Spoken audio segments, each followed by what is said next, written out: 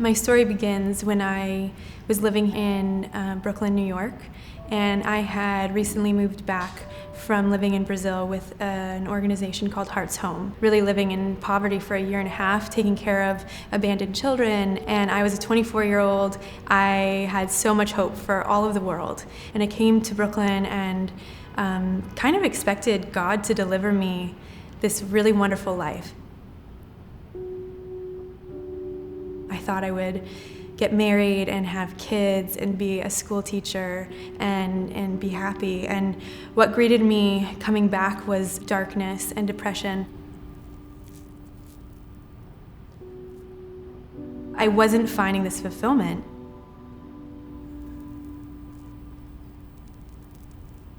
The one thing I did know was I knew how to drink alcohol. And so all of a sudden my life was spiraling in a way that I didn't want to live, but I didn't know how to get out of that. I describe it as this black cloud. I recognized maybe alcohol was the problem. I remembered back to the time that I was living in Brazil. One of our little boys, when he was 2 years old, he was found in the eating the trash, and the rats were eating him. And another little girl was found, she was eating the wall because her mom had abandoned her.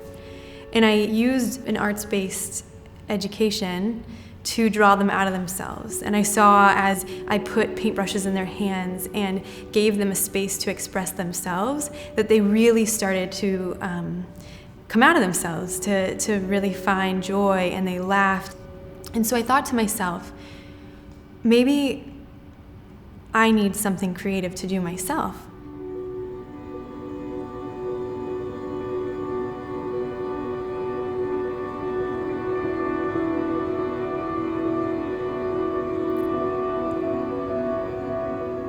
I started teaching myself calligraphy, and I bought a book, and then I bought all the supplies, and a lot of trial and error.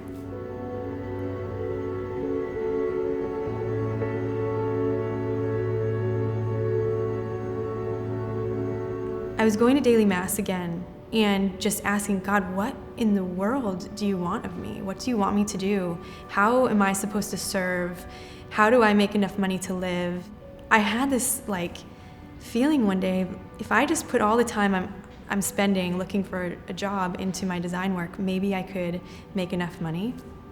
I called my spiritual director and I said, Father Michael, how do I know if it's God's will if I do design work? What if I were to do this?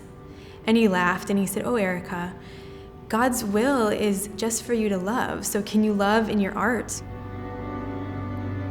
And I was like, yeah, I think I could do that. He said, okay, well then that's God's will.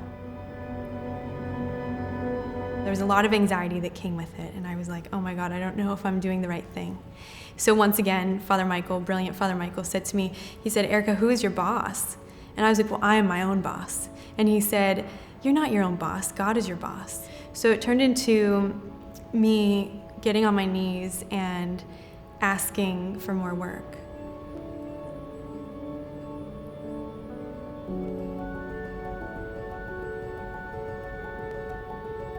Things started to grow, and I started to teach calligraphy classes. I think because it was something that saved my life in a lot of ways, I wanted to pass that on to others. And it's not always about the actual calligraphy for me, but it's a way for people to do something they enjoy or unwind, and the people meeting each other. It's people talking about life and then getting to go home and have this new skill.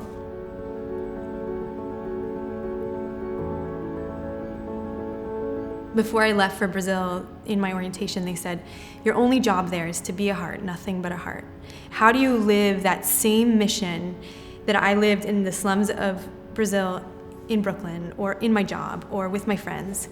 There's a lot of different ways that I share, whether it's doing a wedding invitation and being able to pray for a couple, or when I do place cards, and it seems like such a trivial thing for someone's name to be on a place card, but really, when you see your name written beautifully, you feel like you're seen. You feel like you have a place in this world. And I really think that these little ways that we can take extra time to make things beautiful, beauty that doesn't lead to our own selves, but can lead to something higher.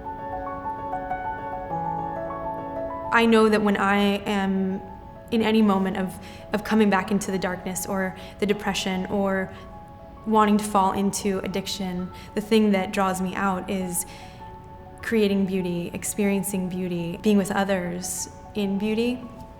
I was thinking at Easter, this resurrection story, and I thought to myself, well, that is my own story, my story of this darkness, of this death, of this, where are you, God? Why have you abandoned me?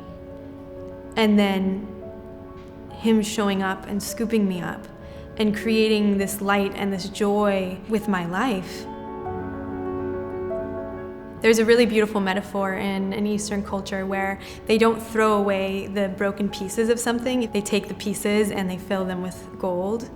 And so I think we're just like that. If we can take our brokenness to God, he makes our brokenness really beautiful.